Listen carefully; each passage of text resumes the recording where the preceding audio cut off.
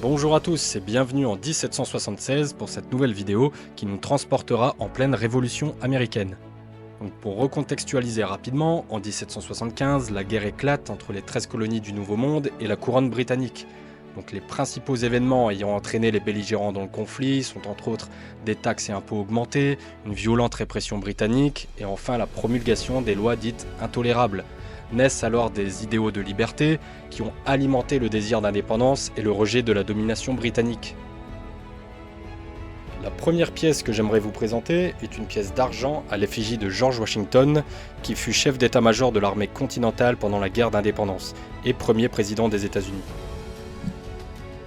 On peut y lire en latin « Le Congrès américain à George Washington, général en chef des armées, le défenseur de la liberté ».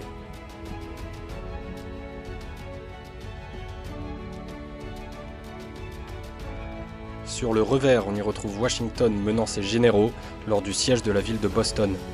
L'inscription Ostibus Primo Fugatis peut se traduire par « Pour la première fois, les ennemis sont mis en fuite ». Donc les miliciens américains assiègent en effet la ville pendant 11 mois et forceront les Britanniques à se retirer. En bas de la pièce, on peut voir inscrit Bostonium Recuperatum, qui peut se traduire par Boston repris le 17 mars 1776.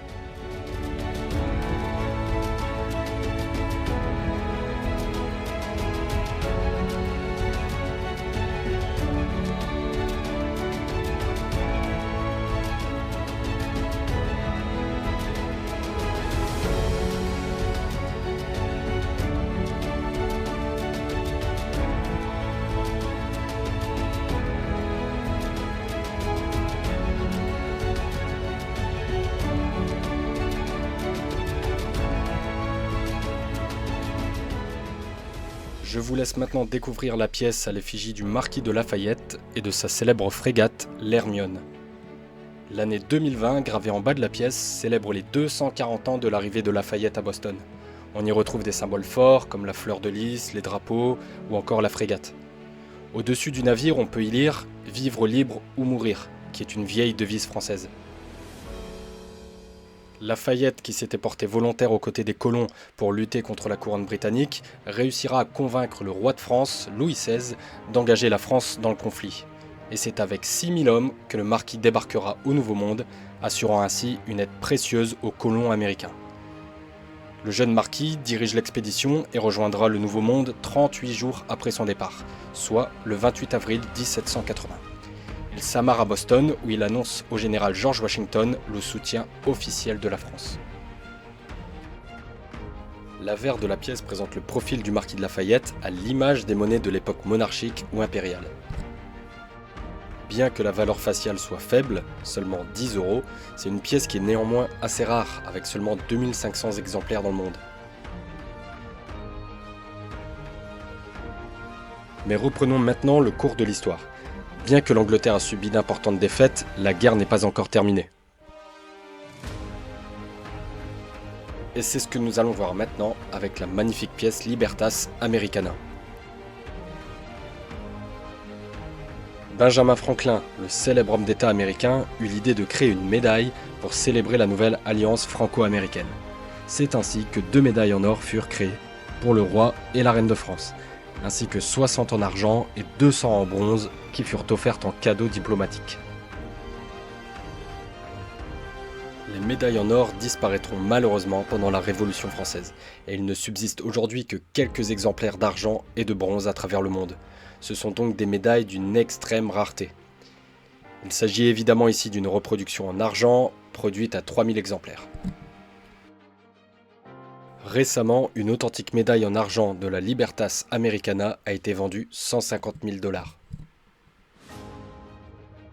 Cette médaille commémore les 3 dates les plus importantes de la guerre d'indépendance.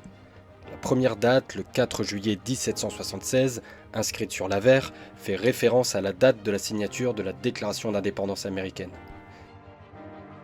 Et contrairement aux idées reçues, c'est au début et non à la fin de la guerre que la Déclaration d'indépendance fut signée.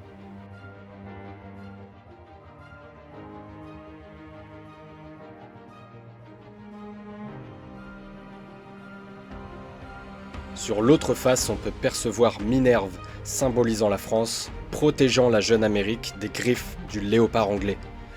On peut y lire en latin « L'enfant courageux fut aidé des dieux ». C'est en effet sous les traits d'Hercule que la jeune nation américaine est ici représentée. L'étouffement des deux serpents faisant référence aux deux batailles décisives de Saratoga et de Yorktown remportées par les forces américaines. Les deux batailles dont on peut retrouver les dates respectives en bas de la pièce.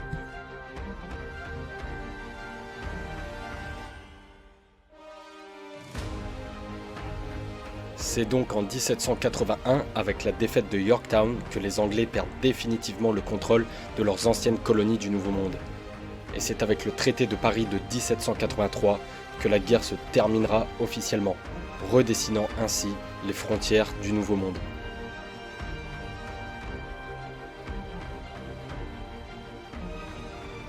J'espère que cette vidéo vous aura plu et à très bientôt pour la découverte d'une nouvelle pièce d'histoire.